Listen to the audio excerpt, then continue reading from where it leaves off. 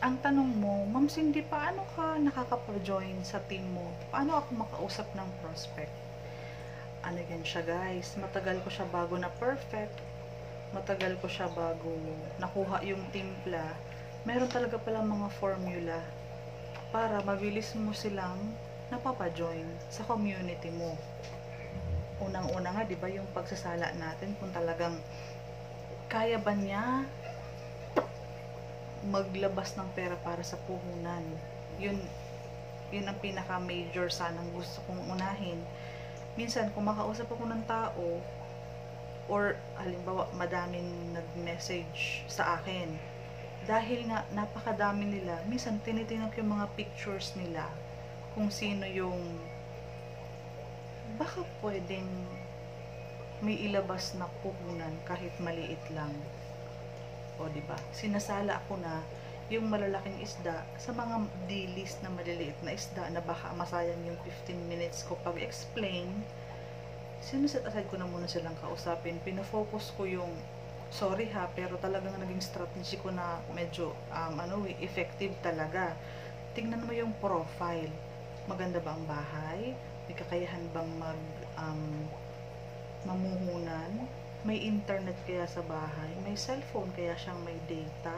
Sorry ha, pero gusto ko kasi mabilis kasi yung ginugol kong maging resulta. Kaya medyo fast forward na ako pagdating sa pag-i-invite para at least malaki ang percentage na everyday meron mag-join sa akin, kahit 5 or kahit 1 or kahit ilan, basta wag sana akong ma-zero. Okay? Ayoko naman sana ma-zero para lahat ng effort na binibigay ko everyday is rewarding naman, na meron akong referral commission, meron akong pairing bonus, kasi may ginugol tayong certain amount of income in a week, or yung progress natin mas gusto natin mas mabilis. Kasi kapag kumausap ka kasi ng 5 tao na walang pampuhunan, mas priority ang pagkain, may mga ganun kasing factor. Baka walang mag-join sa'yo, ma-zero ka. Eh paano yan? Malapit na mag-Sunday, wala ka pang commission. Paano ka mag-pay out? Business ito, kailangan mayaman ka sa strategy, mayaman ka sa mga positive people na kausap, na eventually potential maging business partner mo. So, kung titingnan mo sa mga benting nag-house sa post mo, unahin mong kausapin yung online agad. Mapapanood mo ba yung video? Okay? Saka ang pinaka-importante kasi, tigilan mo yung copy-paste agad. Ma'am, how? Nag-send ka agad ng napakahabang complan. Ginawa ko yan for almost 5 years or 4 years sa buhay ko sa network marketing. Barubal ang tawag dyan kasi hindi ka nagpakilala, nagpasa ka agad ng complan. Medyo yun nga, salain mo yung pwedeng kausapin. Mag-hi ka muna, pattern, lagyan mo siya ng pattern, mag-hi ka muna. Pag nasin ka, magpakilala ka. Pero yung gusto mo, yung mga caption na pwede mong i-share, naka-copy-paste na, nakahanda na siya. Pero ang una kasi is magpakilala ka. Diba nag-how? Ang sagot mo, hello. Tapos pag nasin ka, basta idiretso mo na siya na, hi, I'm Miss Cindy. 6 years na ako sa ganitong klase ng business. Kumikita na ako weekly. Interesado ka pong magkaroon ng income? Tanungin mo siya sa dulo para at least sa utak niya ang sagot, opo. O pag nag-reply ng opo, at least tanungin mo siya kung makakapanood ka po ba ng video. Diyan mo kasi maa-assess na ay, pwede siya mag-business kasi may internet siya, may connection siya, or may pang-data siya. Kasi pure online business pwede natin kitain since on pandemic state tayo, may COVID-19 outbreak all over the world. Maganda po na may business tayo online na pwede kang kumita weekly. So, along the conversation, nagkakaroon siya ng nagdadagdag gradually yung interest niya. Dahil sa conversation, dapat nag-uusap kayo. Laging ikaw ang nagdadala ng conversation at always end the conversation with a question. Interesado ka po, gusto mo pong kumita weekly, Alam mo ba ma'am na one day process lang ang payout? O diba? Pag may tanong kasi, may sagot sa utak niya. O say for example, magkaroon tayo ng practice. O, tanongin kita, gusto mo bang kumita ng 15,000 a week? Anong sagot sa utak mo? Ma'am, willing ka bang matuto? Pag nagtanong, opo, kasi ma'am, pwede ka mag-observe sa group chat namin. Ma'am, alam mo ba, one day process lang kuha na natin ang payout natin sa company or sinesend na ng company yung payout natin via BDO, GCash. Ay, siya nga pala ma'am, may BDO ka or meron kang GCash. Kasi dyan, i-assess mo siya yung access ng pag-send niya ng pera or yung pag-padala niya ng pera. Ay pag-receive niya ng payout at ang pag-send niya ng pang-pay-in. Diyan i-assess mo na yan eh. Kasi naglalagay ka na ng oras para kausapin siya just to make sure na at least 70% mapajoin mo siya. Not now, maybe tomorrow or kahit kailan. Basta magkaroon ka ng madadagdag sa listahan mo na for follow-up na interesado. Okay, salain mo na yung mga kausap mo. Sa mga ganong estado, lagyan mo na ng strategy. Ma'am, malapit ka po sa Palawan. Ma'am, anong remittance ka malapit? Isundot mo na yun siya sa kalagitnaan ng pag-uusap nyo. Ay, ma'am, malapit kami sa Palawan. Kasi ma'am, pwede ka mag-claim ng payout mo sa Palawan. Weekly po yan, ma'am, basta meron kang referral. Yung referrals kasi, as much as possible, ini-introduce ko na siya as early as possible. Kasi may mga taong ayaw nila ng inviting or magre-refer ng tao. Pag sinabi nilang, hindi po ako interesado mag-refer, hayaan mo na sila as respeto. Kasi para yung time mo naman is wag mong masayang. May mga level tayo na ina-assess mo sila, kakayahan mag-pay in, or mag-pay, para at least, ay malapit ako sa Palawan, pwede ako mag-payout sa Palawan. So, mayat maya, nadadagdagan ng percentage na interesado siya hanggang maging 110% yan. Kapag sobrang interesado yan, tatakbo yan sa Palawan para magpadala ng pampuhunan. Okay? Kung ano ang maganda about your company, lagyan mo ng emphasis. Ma'am, low entry, low risk, legit, with product, early magpa-payout, real-time ang payout, automated ang payout, kung ano man yan ang magandang katangian ng company, isa-isa mong ipasa.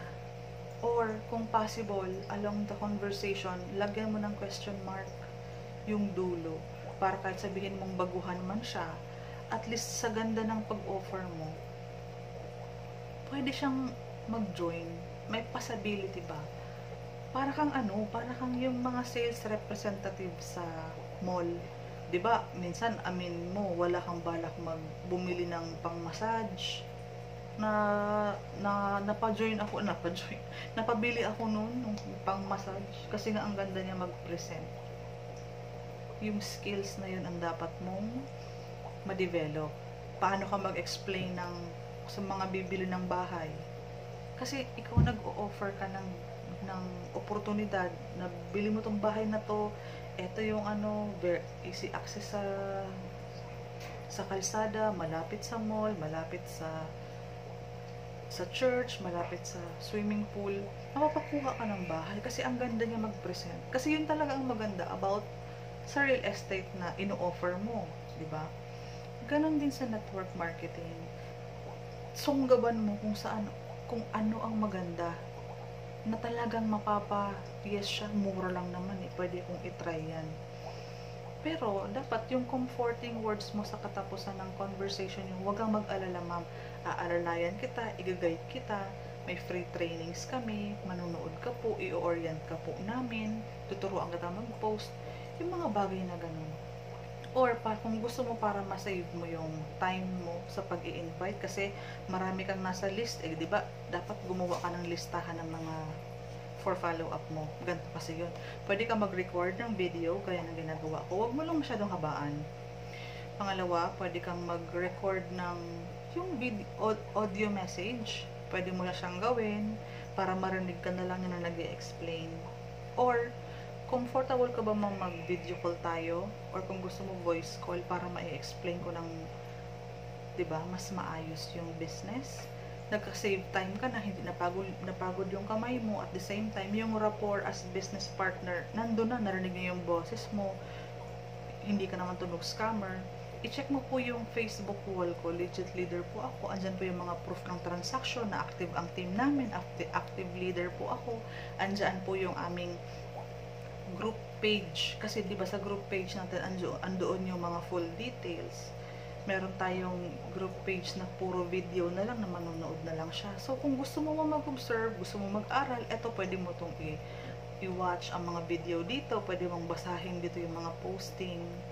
Pag nagustuhan mo, ma'am, ililista kita sa top priority list. O, diba? Tapos, kung talagang builder ka, or halimbawa, may weak side ka na, ma'am, mag-join ka. Unahan mo na yung mag-join bukas. Strategy kasi to, guys. Unahan mo po kaya yung mag-join bukas para ilalagay ko siya sa left side mo. Kasi di ba po, ganito po ang pairing bonus. Isang kaliwa, isang kanan is ganito ang price. 200 pesos. Para half effort ka na lang. Tulungan kita, ma'am. Ako ang maglagay sa left side mo. Ikaw sa right side mo. Kaya mo, ma'am, mag-refer ng isang member. Kaya ko po mag-refer ng isang member. Kasi ma'am, 250 ka agad sa one referral mo. Pagdating ng Sunday, i-encash mo po agad yan. Hanggat hindi siya nag-a-agree na mag-join siya or hindi ka dinidecline, at least bato ka ng bato ng mga magagandang katangian ni company na talagang nagustuhan mo nga, di ba? Imposibleng hindi magustuhan ng iba yan. Depende na lang yan sa presentation mo, sa execution mo, sa way mo na dineliver mo yung pag-o-offer. With politeness, saka yung comforting words. Kasi nag-o-offer ka ng business. As respect naman sa kausap mo na business partner mo, hindi mo siya typical na invite lang. Sa una pa lang gumagawa na kayo ng relationship. Mas maganda nga sana tawagan mo na lang or tawagan ka niya para ma-explain mo. Para yung sincerity mo sa video call, makita ka niya. Mas, yung span ng pagbabayad niya is mas umiiksi, mas nagbabayad sila agad. Kasi winning trust ang pinakaunang priority natin ma-build sa ganitong klase ng business. Kasi diba lalabas sila ng pera, maglalabas sila ng pampuhunan na ayaw naman natin masayang. At least, diba nga nag-o-offer tayo ng business, ng opportunity, we are giving hope na kagaya natin, kumita din naman sila sa mga coming weeks. Sa mga coming Sundays, may inaasahan din silang payout. May kaligayahan tayo na kumikita tayo. May kaligayahan din tayong nakakapag-share tayo ng life-changing opportunity, lalo sa gitna ng pandemic period na ang lahat ng tao ay nauubusan na ng kanilang budget. Makapagbigay tayo ng opportunity makasurvive sila kagaya natin. Kapag nasa puso mo kasi na gusto mo mag-share ng business dahil gusto mong makatulong, kasi napatunayan mo na, kung wala ka mang result, napatunayan mo na sa mga upline mo na kumita sila last week or the past few weeks, mag-offer ka lang. Huwag kang matakot sa rejection kasi normal yan. Hindi lahat ng tao gusto ng kaldereta. Ang ibang tao gusto ng gulay, gusto ng prito. Normal yun. Kung ayaw niya, okay lang. Basta, mag-offer ka lang na mag-offer. Malay mo naman, ma-realize niya after niyo mag-usap na, pwede kaya itry ko to. Mag-research kaya ako sa YouTube about that company na sinasabi niya. Ganon. Okay? Up to the next video kasi 15 minutes na.